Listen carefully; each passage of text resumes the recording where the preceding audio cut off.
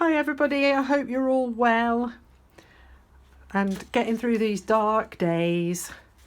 It's quite grey here today, so I'm doing this film right at the end of the day, so it's a bit dark and I think there's a slight shadow being cast on the paper, but because I'm painting in acrylic this week, it doesn't really matter. If I was doing watercolour, I'd probably do it another time. But we're going to do this lovely snow scene of an old telephone box with an old post box next to it. And there are several ways of painting this in acrylic. And one of the ways is to paint the objects, so the trees and the telephone box and the post box, and then put the snow on top. And you can do this by splattering or whatever.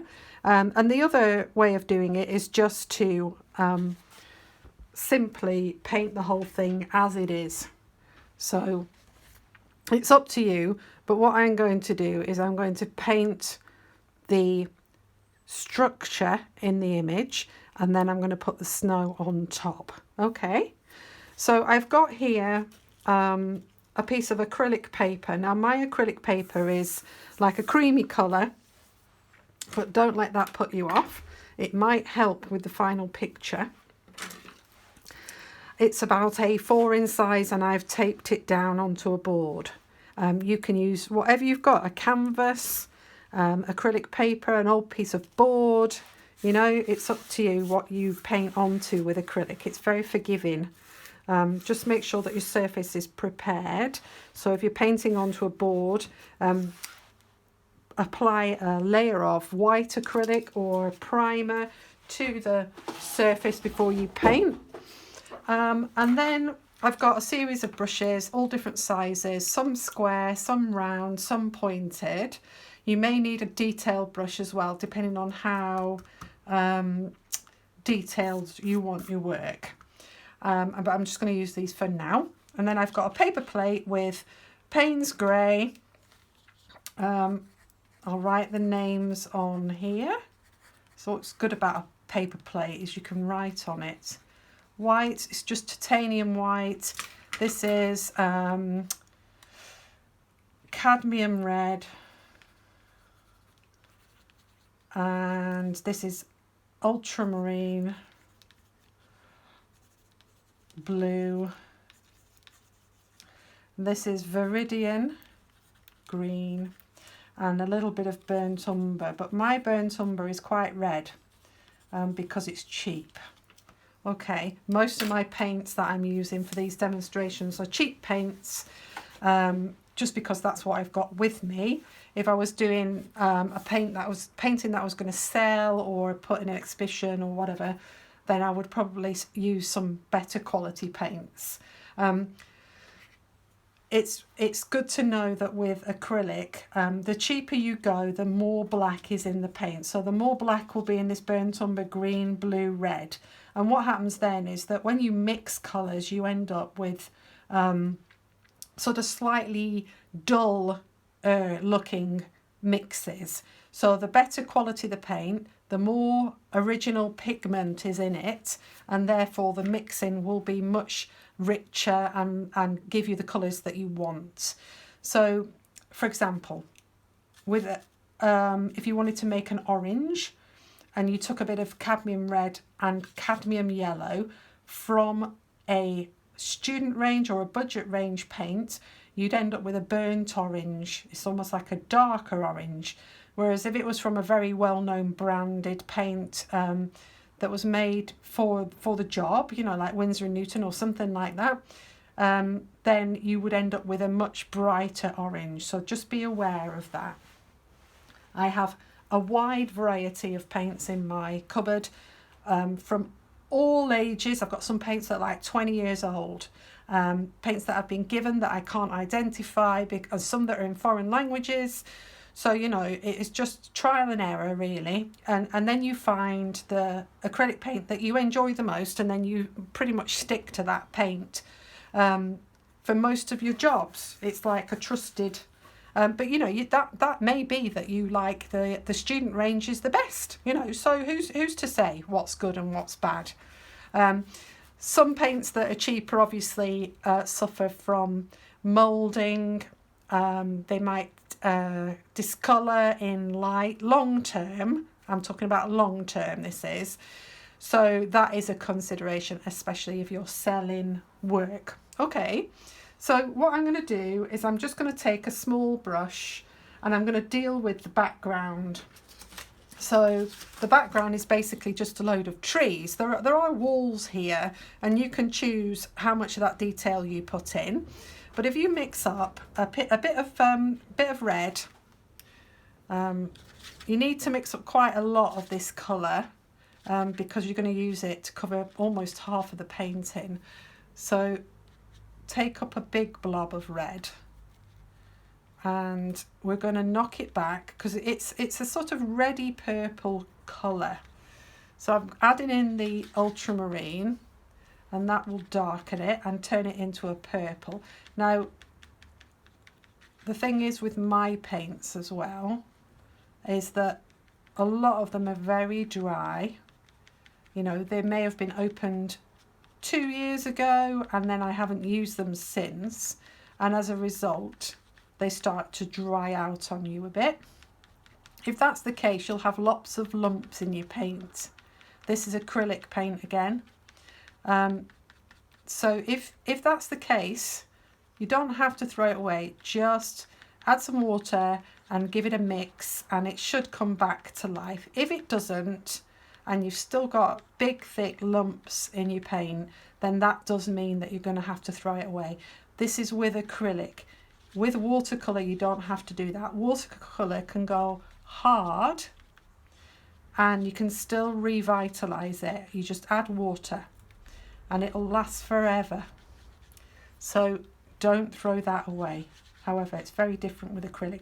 So you can see we've got a dark red now.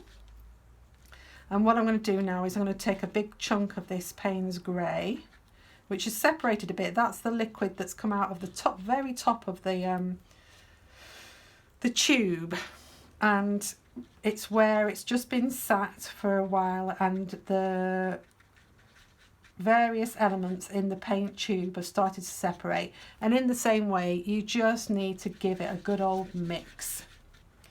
So again, mix this down. Now, some people would not do this with their brushes. I'm doing this with my brush because my brush is really old and knackered. If you don't want to mix your paints with your brushes because it does damage them, use a palette knife and that will mix really well, and you can apply a bit more pressure with it and the mixing doesn't take quite as long. And I hope you can see what I'm doing on here. Okay, so mix Payne's Grey. What do you do if you haven't got Payne's Grey? If you haven't got Payne's Grey, you can use black. But black tends to flatten colours down a lot. So it's always good. I'm just going to get some more Payne's Grey. It's really good if you can get hold of, I've got this just Reeves acrylic Payne's Grey here. If you can get hold of some Payne's Grey to work with, I highly recommend it because it's a mixed black really. It's got blue in it, it's got all sorts of other colours in it, but like I said, black tends to flatten your mixing colours, so try and use Payne's Grey if you've got it. Okay, so we're nearly there.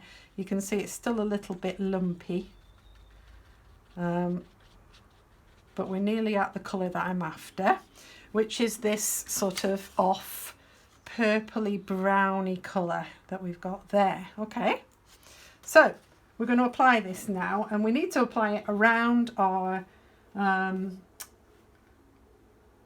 red box here.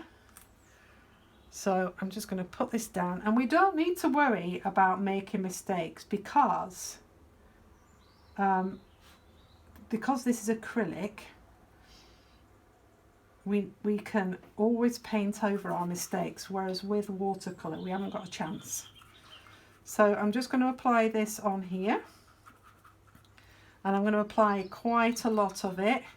I don't really want to see too much of the paper coming through. However, I am going to scratch into it. I'm going to show you a technique which I really like. So I'm going to go down the side of the post box here, and you can see even with these really old tired brushes, you can still get a decent mark out of them.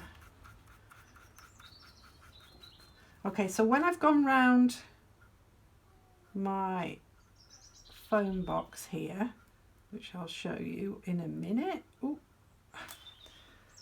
Pick up a bit more paint around the foam box and down, and then there's, I don't know what there is in the background there. I'm just going to paint over it for now. Follow that line up, follow the perspective line up and then across like that. Okay, I'm just going to move that paint pot a little bit. I'm just going to go into that corner and into that corner there. Okay, and then I'm going to take a larger brush. So I've got a slightly larger brush here. I'm going to pick up the rest of this paint, and I'm going to start really putting it on quite thickly like this. And I just want to show you a quick technique that you can use. So do you remember this wash is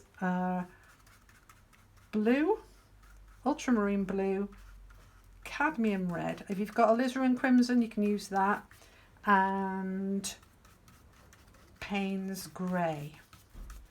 Okay, so get that on rather quickly because we need to work on this while it's still wet, and we're going to put the brush marks in the direction of the snow. So the snow is coming down from the top right hand side to the bottom left. So if you can put some brush marks in, like in that direction, like that, all the way down to the bottom, then we'll get a feeling of that snow falling down. I put a mask around the outside so that I end up with a nice frame. Now, the next bit is, a lot of brushes have these pointed bits on the end. If you haven't got these pointed bits, then you can use an old pencil, a compass point, something that's a bit blunt and not too sharp, okay? All you're going to do, I'm just going to move my palette so I have a bit more room, is you're going to scratch out some trees from this surface that we've got here. So just go in and scratch out some branches. You can have them coming off from the left and going behind like this. You can do nice thick marks going all the way up like that. And it's a really lovely technique to use. Make it really random. Don't get into a sort of rhythm of creating the same marks over and over again. Make sure that they overlap and that you have some thick marks and some thin marks. And this is just one of the techniques that we'll use for these trees. So you can do as few or as many of these as you like, but just make sure you do them really randomly. Right. And you can see how lovely that turns out. And what you're doing is you're revealing the sort of the colour that's underneath. So the more sort of red that was in the mix, that's what's coming out, and that's what stained the paper underneath, you see. So we're not going to paint the trees in a dark brown like they are represented on this image. I wanted to teach you a new technique, which is the scratching. And you can use an old credit card, and it's really satisfying actually. You can really sort of get into it, and as it starts to build, it really starts to sort of turn into a great little piece of mark making. We are going to put some more trees on this in sort of painted using a brush, but not yet. And make sure you go off the edges. Don't just stop in a sort of halo around the sides, because that makes it look really like it's got no movement. So make sure that you go right over and off with some of your marks that you make. Okay, and once that's done, or once you've done as many marks as you want to make, then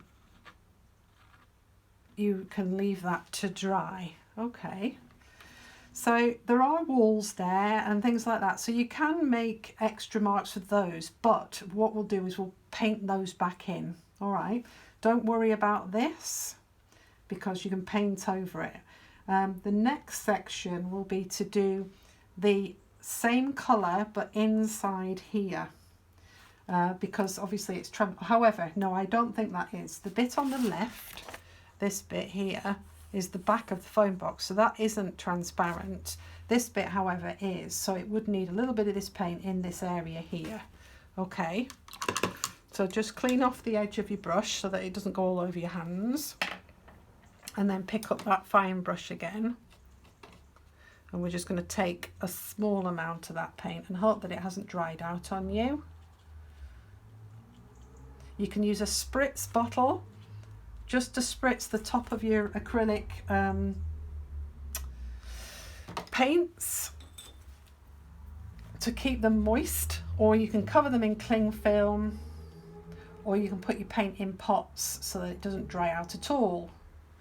It's up to you what technique you use to save your paints from drying.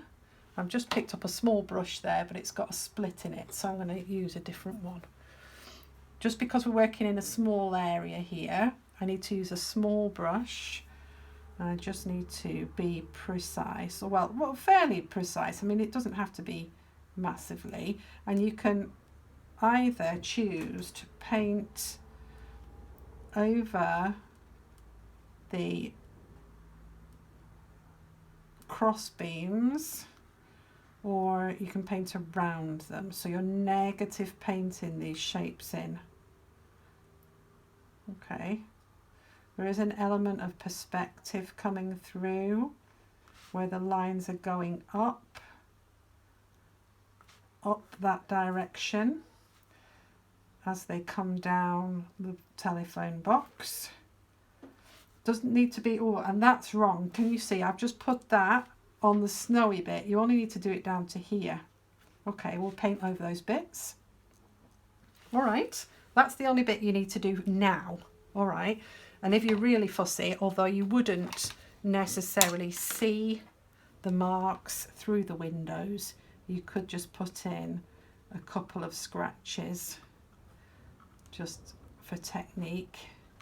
Okay, so the next thing we're going to do is we're going to paint the telephone box itself. So you need your red, and you need a nice fine brush, and you need to make sure that your red is nice and loose. So get some water on it and make it quite wet, not so wet that it doesn't go on and cover the paper though. So you don't want it as wet as watercolour. You want it the sort of consistency of single cream really, but you need it to be able to be painted on quite easily. All right, so I'm just going to paint this. I'm probably going to put this on time lapse so you can watch it, because literally I'm just painting it red.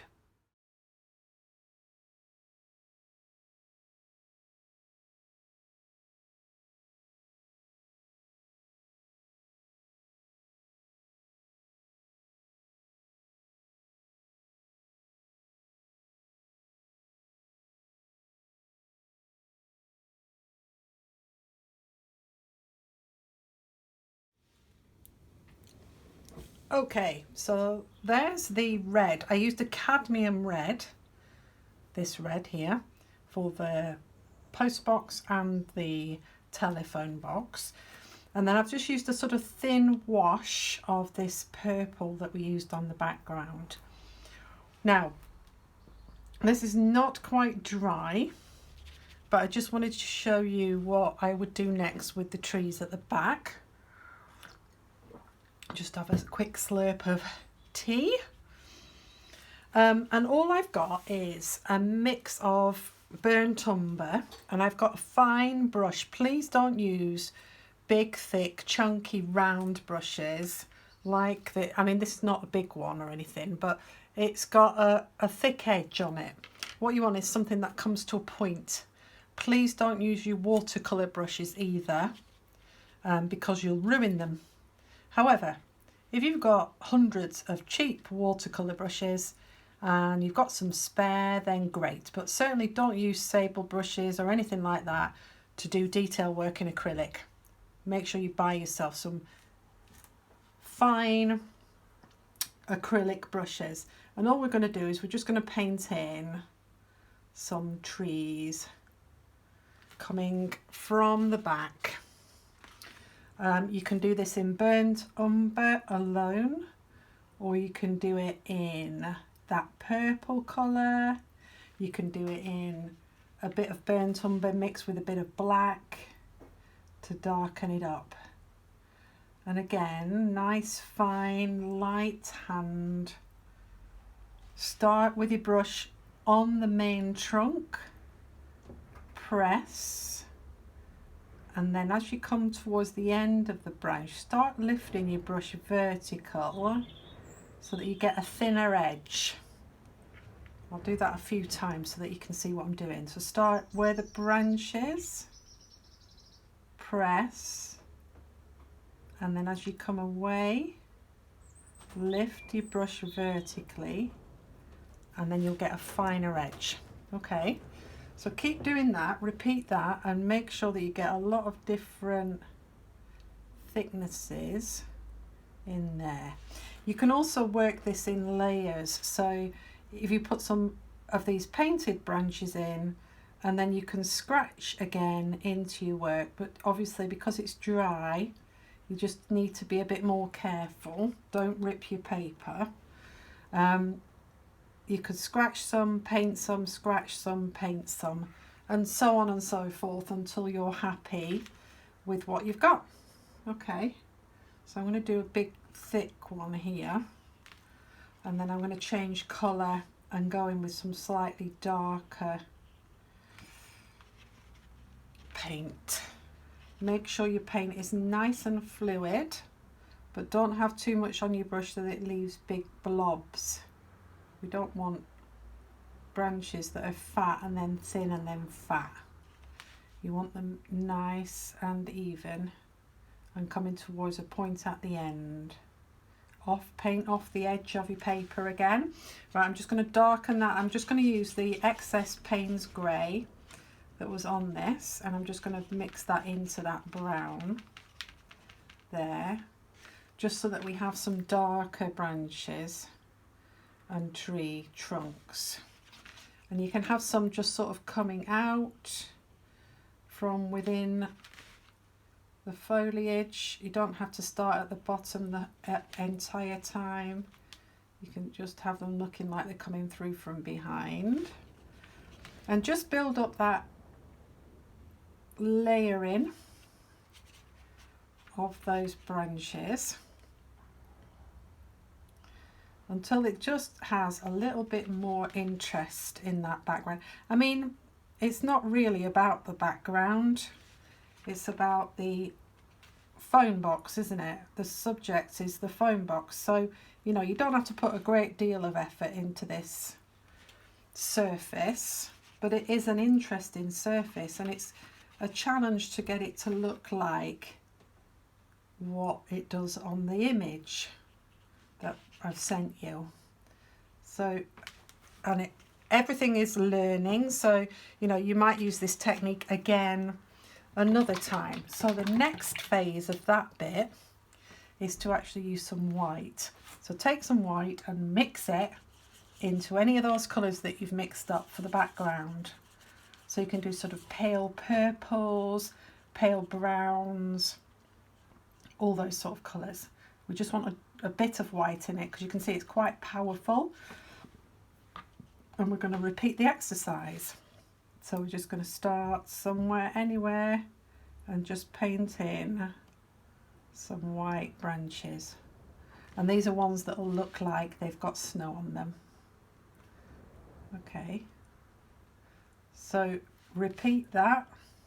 I'm just going to put this on time lapse, but like I said, you can do it with the purple, with the brown. You could even put some green in there if you really wanted to, and you can put the paint along the branches as well, so you can sort of have it sitting on top of those branches that you've painted in brown. Okay, as well as independently coming off as branches. They're sort of branches that are really probably almost frozen really. But again, I can't stress enough, make sure you have the right brush. Do not go in with a heavy brush with this, because you will just get these big, thick, horrible, chunky lines that you know just will make you feel bad. So don't do that. Don't use the wrong tools for the job. And if you haven't got the right tools, then paint it differently. I've just uploaded some techniques on how to paint snow onto YouTube as one of my free lessons. So you could use a different technique and even not include the trees. You know, you don't have to include the trees. If you haven't got brushes that are suitable for painting branches, then don't include the trees. So we go into a bit of brown, so it's not this purpley colour. There's a bit of purple left on my brush there, but that's no bother. But you can see it's also important to have different colours. Let me just move some of that brown over so we get a brown tone. I'm just mixing this on my palette next to my brown colour. This brown colour's got quite a lot of red in it, which is why it's coming up purple. So again, make sure it's the right consistency so you get nice lines coming out. Paint off the edge of your work. Make sure there's plenty of water in there so it doesn't clog up on you. Hold your hand if you're not that steady. You can see that's quite chunky. Okay, and then you can also go in directly with white.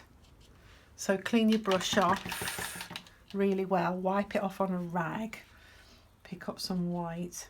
My white is quite fluid, so I don't need to add too much water into it. And then you can add white in as well, but you can see this, the white is very strong, so don't go overboard. I mean, it might be that you like that, you know, and you know, whatever, just it's your painting, just make it what you want, but just maybe try not to be too heavy with the white as it is. But it does look quite effective nevertheless. And you'll understand why I say this in a minute, because we're going to do some splattering. So it's not necessary to go over all of these branches and put in this white coat.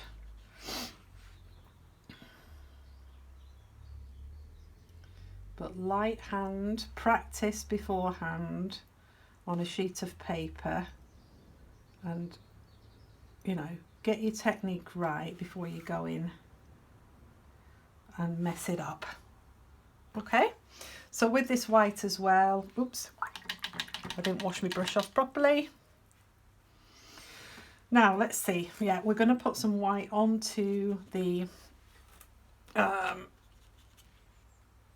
I've got quite a lot of white. I've squeezed too much out here, I think, for my painting. So I have some cling film at the ready. If you've done the same thing, to cover this work up, and then you can at least use it on another painting tomorrow if you're carrying on painting, or you need to stop because you need to answer the phone or whatever. Just make sure that you've got plenty of cling film to cover up any excess paint that you haven't used. So I'm just using big blobs now of white here because I want this to have a texture. I don't want it to just be a thin layer of white paint on the picture here. I want it to feel lumpy. It's a layer, I mean, it's quite neat on the top of that foam box, but you know, if you want to make it a little bit more blobby, that's an artistic term there, blobby, go ahead, you know. My paint, again, like I said, is student range paint, and sometimes it can be quite thin, so I tend to sort of put it on, but if it doesn't go on thickly and if the coverage is poor, then just paint a layer on, let it dry, and then add another layer afterwards. We've also got a white sign here, so I'm just going to pop that in just about there. That's where the times are for the postal service. So I'm just going to pop that in. There's a sign on the front here, just in there. Pop that in. Does it go over it goes over most of that window panel, doesn't it? Like that. Again, use an appropriate size brush. This is not the best one because it's a bit broken on the ends. There's a line of snow going along here where there's obviously a ridge like that where it's caught. Again, use a broken edge, don't paint it straight, just a sort of rough broken edge. Okay, I think that's about it for this bit. I'm going to stop for today because it's gone dark, and I will carry on tomorrow, and that's when we will finish the snow here, and I'll show you a technique as to how to get acrylic snow onto this painting. That's snow flurries rather than solid snow. And I'm going to finish my tea. I hope you have a good rest of the day, and I'll catch up with you in the next session.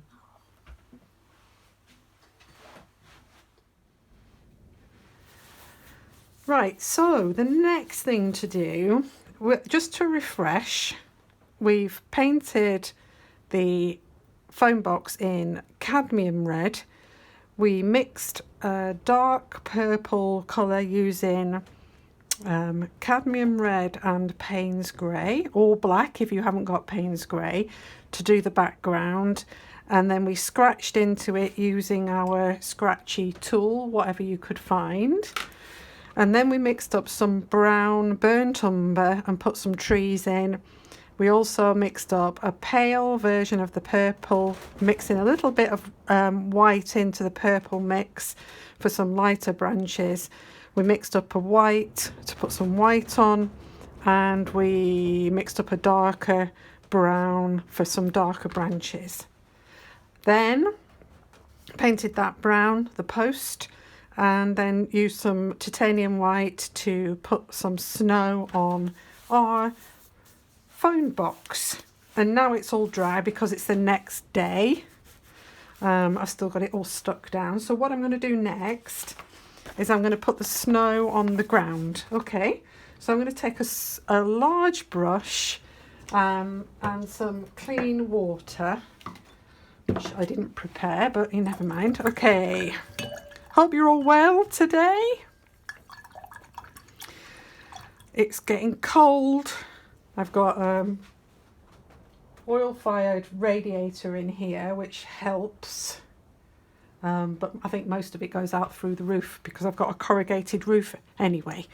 So I'm just going to use some titanium white here.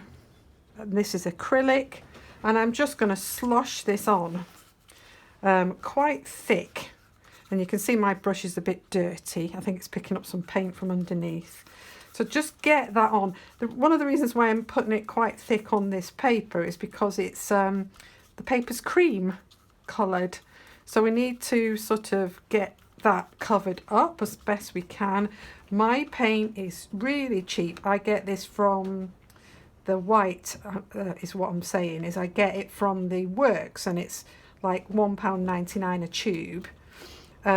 Which is great, you know, overall, but you can see I've just tried to paint over that purple there and it's quite transparent. So just be aware of the fact that the cheaper the paint, the less successful it is at covering darker colours. So just be aware of that. I've probably put a bit too much paint on here, but never mind. And I'm getting some colour coming from somewhere. I don't know how I picked it. I'm going to wash my brush out again. Wipe it off so there's not too much water on my brush, and just get rid of... Oh,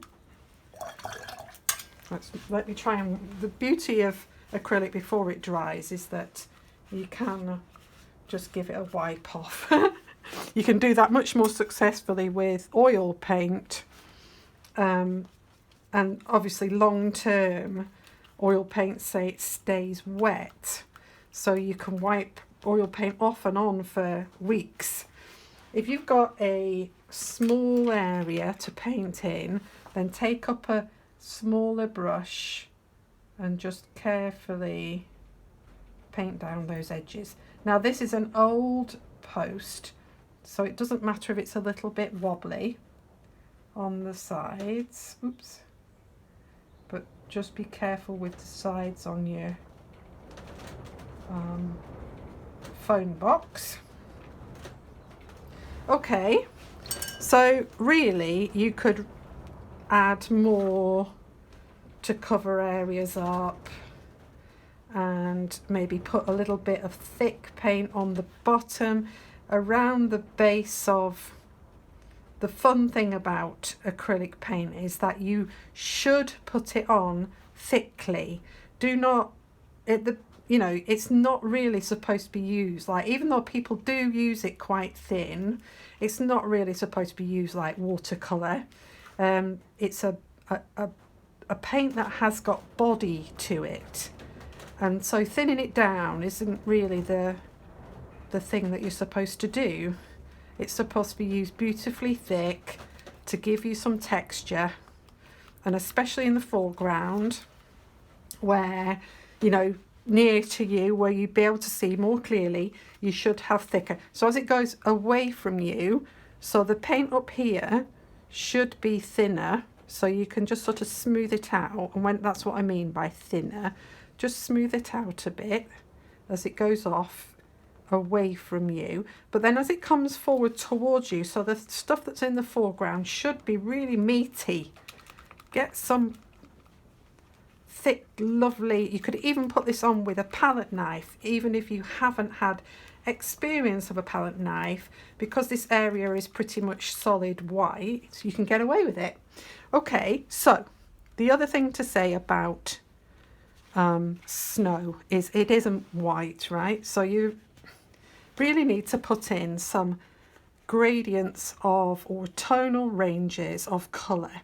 So where I picked up that purple, which was over here, you can see that's where I wiped it off where I didn't want it. It's just darkened up that white a little. So that's an ideal colour. So the colour that we put on the background, take a touch of it, so it's purple really, and just add some white into it. And then you can put that in areas where it's clearly a bit darker than other areas. And you might want to go darker than that. I mean, I'm going to pick up a bit more of it. I mean, because we've put quite a lot of that white paint down over there, you've got to paint over that. So, oops. Oh, let me just get rid of that. So if you make a mistake and paint over, I mean, it doesn't really matter. You can let it dry off and it'll paint back again. But if you just take a wet cloth and just wipe, then it'll wipe off just carefully. Really, I should be using a smaller brush to get in there. So let's use a smaller brush. Let me show you how to do it properly rather than trying to rush it like I'm doing and make mistakes. So up there, in there, let's get that nice and straight like that. And the same in here, if I use the same brush just to sort of paint this area in here, down the side of that telephone box. This probably would be some form of shadow being cast from the tree area.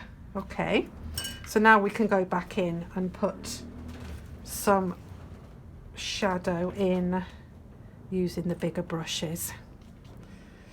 Let's pick up a bit more of that nice purple colour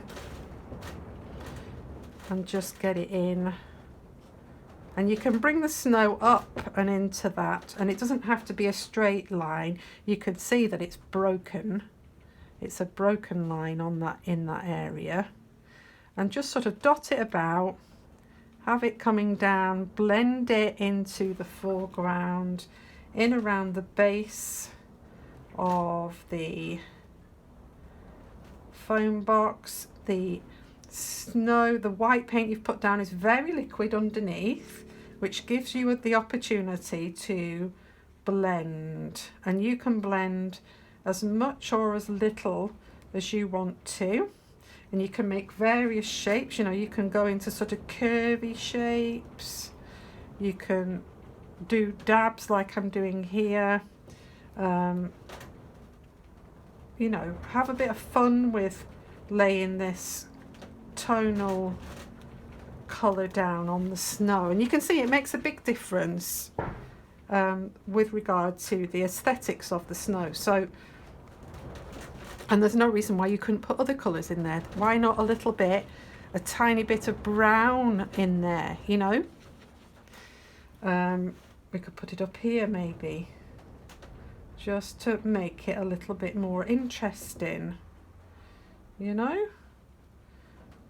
If you look at some of the Impressionists, and I've talked about this in my classes before, you know, they use yellows, pinks, blues, all sorts of colours in their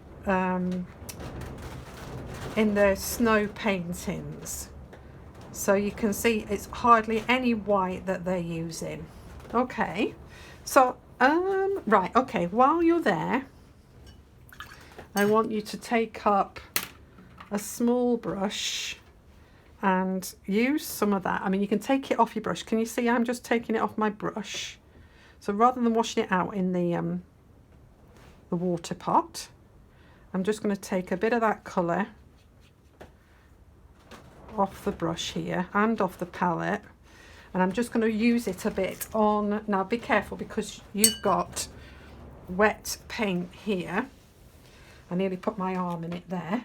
So I'm just going to rest my finger on the dry bit, and I'm just going to put a little bit of shadow. Just need a bit wetter on this here on the top, and again along here just a little touch.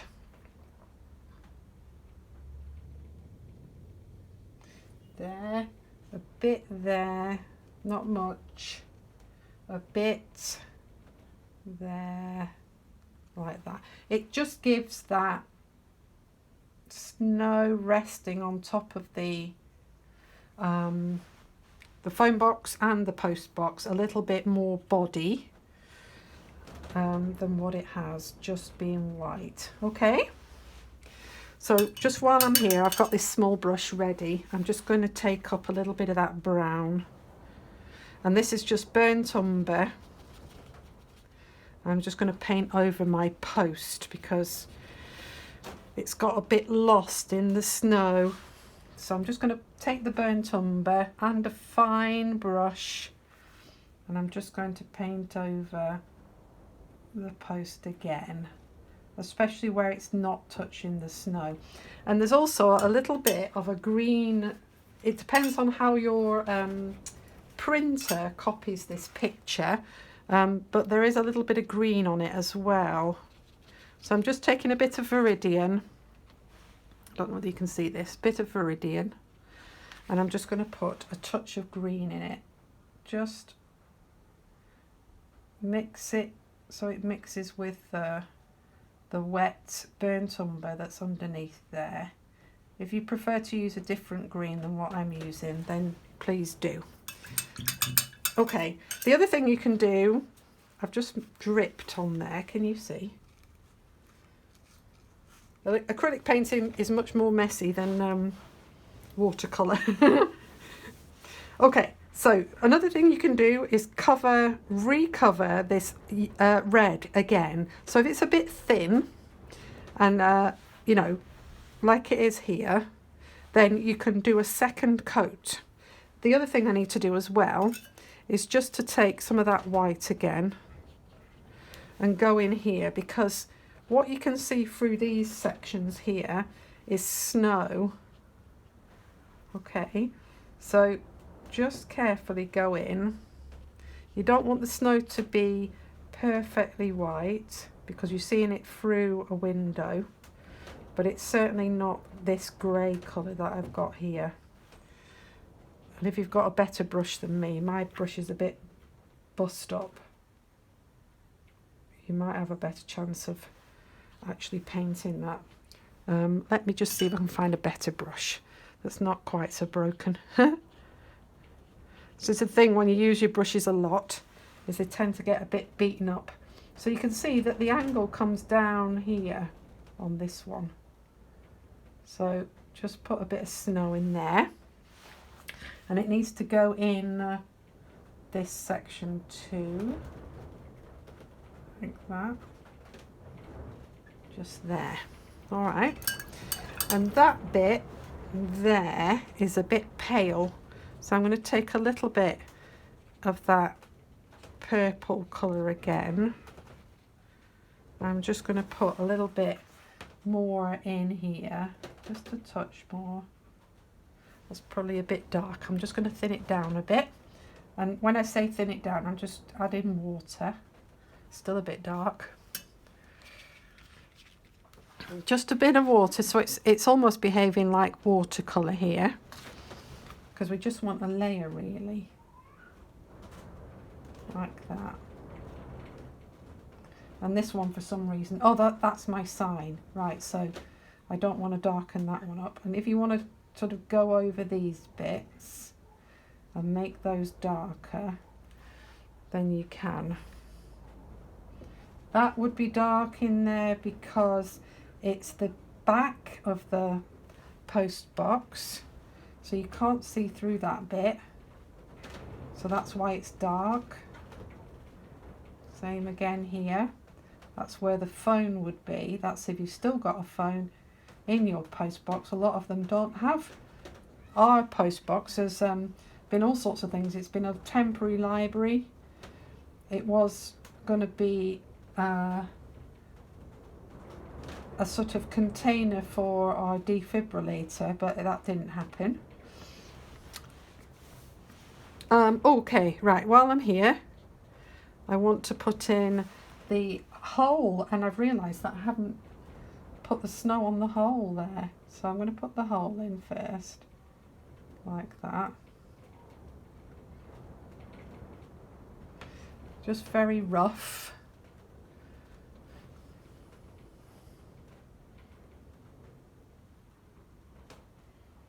There. Yeah. And we'll put some snow on top of it while we're here. Make sure my brush is spotlessly clean, because I want it to be snow. I don't want it to be anything else. Just going to pop a few blobs on there like that. And there. Okay. And you can add more snow to this if you want to add more snow. Okay, so we've got, I'm just going to put a little bit more white on top of this. And like I said, if your red is not strong enough, then please go over it again. I'm just going to put a little bit of white on here. Oh, I've got a hair on my brush. Get that off before it causes any trouble. Just a touch of white in here because it's a bit creamy coloured.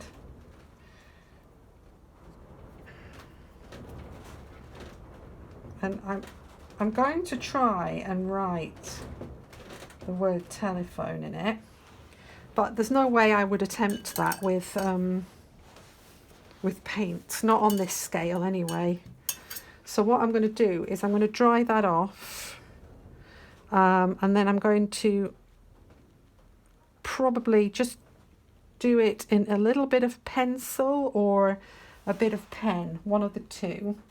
But while we're here, I'm just going to go over this line here because it's a bit thin.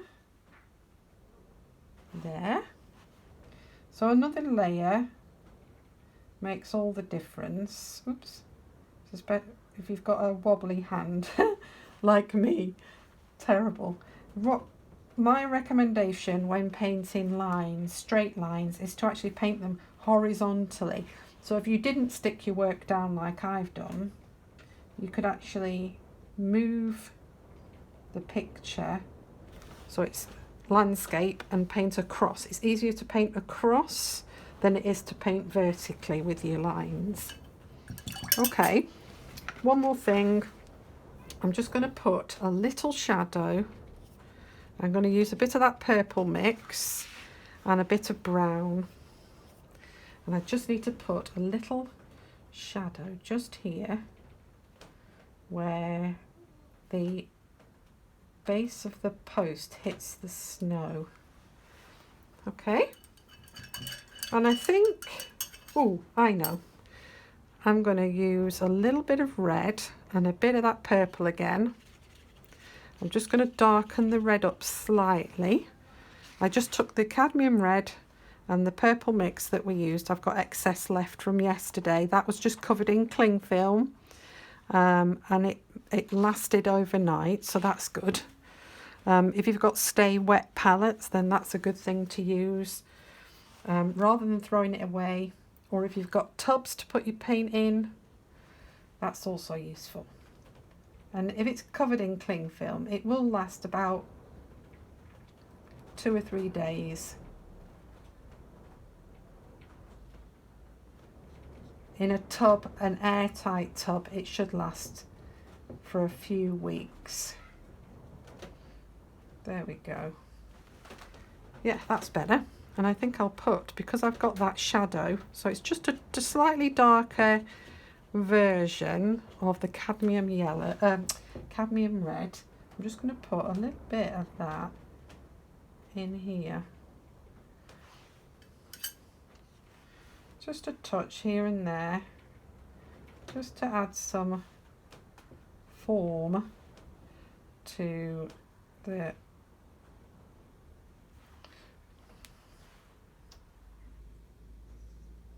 side of this. Ooh, there. you know, there would be decorative ridges coming across in areas. Make sure your paint is quite thin and that you have a nice fine brush just to put some shadows on, and just to give it a little bit extra. I'm just going to put a bit in there like that, a bit across here, just where there's larger expanses of colour. You know, it just gives it that little bit extra. Try not to get it on your snow like I just did there, but you can always just pick up another blob and just cover it up. I'm just going to neaten up that sign with a bit of white. This is going to be quite difficult because I've got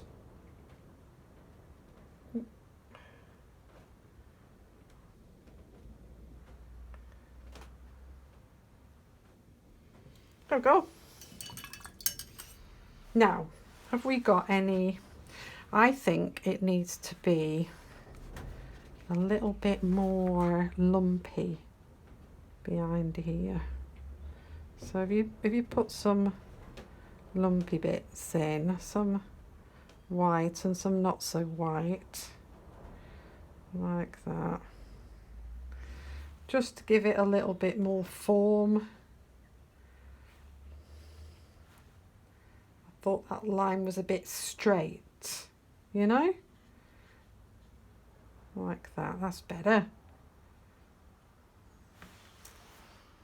I'm just going to put a little bit of more shadow underneath here, I think, like that. Okay, I'm not going to fiddle anymore. What I'm going to do is I'm just going to quickly pause this, and I'm just going to dry it off. Okay, this is the fun part. Not that none of this has been fun, but this is really fun. What I've got is an old, well, I reuse all my yogurt tubs. I've put some white paint in there and I've added a few blobs of water, and it is the sort of consistency of single cream. I've mixed it with a really old brush, an old acrylic brush, which is really, you can see, it's very split. Now you can use a toothbrush, you can use an old acrylic brush, you can use a really old tired watercolour brush if you wanted to, but you want something that's hard really, that you can sort of brush your finger against. So a toothbrush is ideal. We've got lots of toothbrushes that are being thrown into landfill. Keep hold of them and use them for this job. I'm using white acrylic. You can use white gouache if you've got gouache. I've put cloths all around my work because I don't want the splatters to go everywhere. If you've got areas of your painting that you don't want snow on, then also cover them. But for this painting, we want snow everywhere. And I also recommend that you try this on another piece of paper before you go on to your main piece. There's also 4 YouTube tutorials free on my YouTube channel, showing you how to do different types of snow with different things. So there's one with gouache, there's one with paint, there's one which is for lifting, but that's for watercolour. But you can have a look at those before you do this. I think I might include them actually with this tutorial, so you probably will have seen them already, but never mind. Okay, so this is for small snowdrops. Okay, so you just literally take your finger. It's messy, just, you know, prepare yourself for it. Don't wear clothes that you know that are important. Put an apron on, and you just literally just run your finger over the top of the brush, all right, and test it before you put it on your work. I've tested this already. So this is for sort of snow flurries, fine snow. If you want bigger marks, you just put more paint on and you hold your brush higher. So put more paint on your brush and you'll get bigger marks. You'll get more drips as well, so just be aware of that. But for now, we just want fine snow. We're going to build it up, all right? Make sure you put the snow down here also. If you get a few splats, it doesn't matter, just carry on. Make sure you put it all over your painting because snow is falling everywhere. And then when you're happy, stop, you know. It doesn't have to be great big piles of snow coming down. It can just be a little gentle flurry of snow. There's a big drip there. I'll show you what to do with the big drips. And just keep going until you're happy. All right. But don't forget to do the foreground. And I think I'm done. And then wash your hand off briefly in some water because you need to come back and work on this. Once you've finished splattering, make sure you wash your brushes off. With acrylic brushes, never let anything dry on your brushes. Wash them off and then lay them flat to dry. Don't dry them standing up or standing up upright in a jar or anything like that. Wash them off. Even give them a good bath every now and again with some proper brush soap. I even put hair conditioner on my brushes every now and again because they are hair and you know they need to be kept in the same way. A lot of them are nylon these days, but they still need looking after. So wash your brushes off really well in clean water and then ideally dry. What you should do before you wash them off is wipe any excess paint off onto a rag, and that makes cleaning much easier. And also don't forget to clean all the way up the handle if you've got paint on it. And then once you're done, just leave them to dry flat and then they'll be fine. Ideally, my design desk is on an angle, so you should let them dry pointing downwards if it's on an angle. You don't want the water, you don't want the water collecting in this area here because at the same time that will go rusty and also affect the glue that's inside. Okay, can you see this wire? No, you can't. Okay, so back to the picture. If you've got any big blobs, like there's one there, it might look okay, but just wipe it away, wipe it away. If you've got any, this is where the brush has been held up quite high, and what happens is as you bring your brush up, the splatters will elongate, so you'll get these sort of teardrop marks. So if you don't like them, just take a rag and just sort of, paint them out. Okay, so what you should do is clear up around your picture, and then you should wait until it's dry and then just peel off your masking tape. Be careful because it is and will tear your work, and you will find that you've probably gone under the tape at times. So let me just put this down around the back of there. Just go really gentle, and if it starts pulling the paper off one side like it's doing there, you can see it's just tearing it off slightly. Then you can start pulling from the other side. Just pull very gently like that. Ideally do this when it's dry, because then if you put your hands on it by accident, it's pulling away into the centre there. There we go. Just careful. And there we go. More or less revealed one last piece. Gently, gently, gently. There. And there we have it.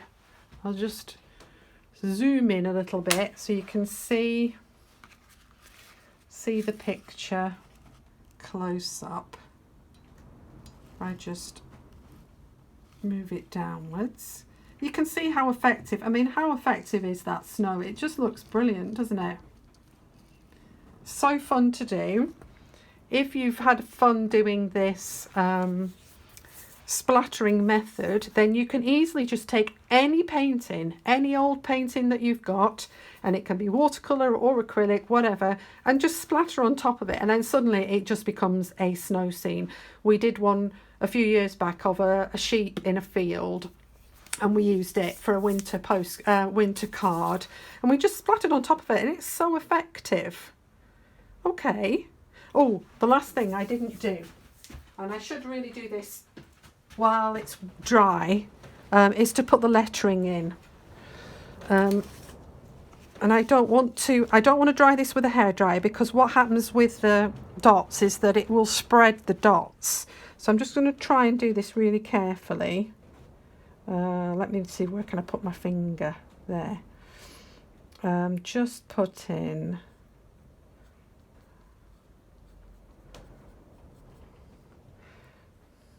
Down the side, you can't really see what it says, but on this side you can.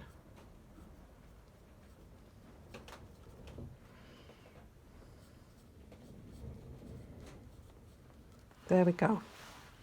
Okay. And you could also put some little bits of text on there if you wanted to, and on this strip here, but I think I'm going to leave it to dry. I just wanted to see you, show you how to do it with just a plain 2B pencil. Okay, I will take a photograph of this and show you. You can see that this background here is much darker than it is there. So if you don't want it to be so dark, I quite liked it because I wanted it to have the snow standing out of this image. So I thought I'd darken it up. If you prefer it to be lighter, then just paint that section lighter. Okay, like I said, check out my YouTube channel for more ideas on how to paint snow, and there's hundreds of other things on there as well. If you haven't looked at it before, have a look. A lot of them are free. I know you pay for your membership, you pay for the longer master classes, which nobody else gets, but you know, take advantage of the free stuff as well. I'm also doing make your own Christmas cards. That's £20 for 5 tutorials, and there's art vouchers which are £20 for 10 short tutorials. That's beginners watercolor and beginners acrylic. So if you want a refresher, or if you want to buy art lessons for a friend or a sibling or whatever, get in touch and I'll send you a voucher which you can put in a Christmas card for Christmas, and then they can look on the website, choose the classes they want to take part in, and then I send them the details. Okay, nice snowy scene for, I'm hoping we get some snow at some point. That'll be lovely.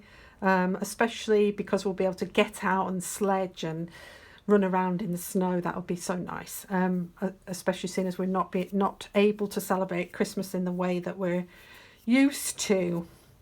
Maybe have a go at this picture and send it to a family member or a friend as a Christmas present. You know, it doesn't cost much to buy a frame these days.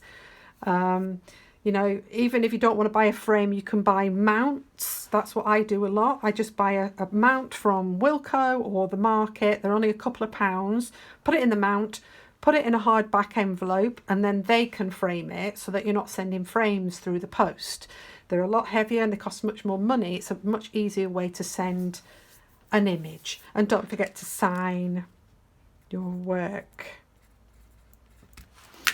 Okay. Oh, did you see that? All right. Have a good week and I'll see you next week. Bye, everybody.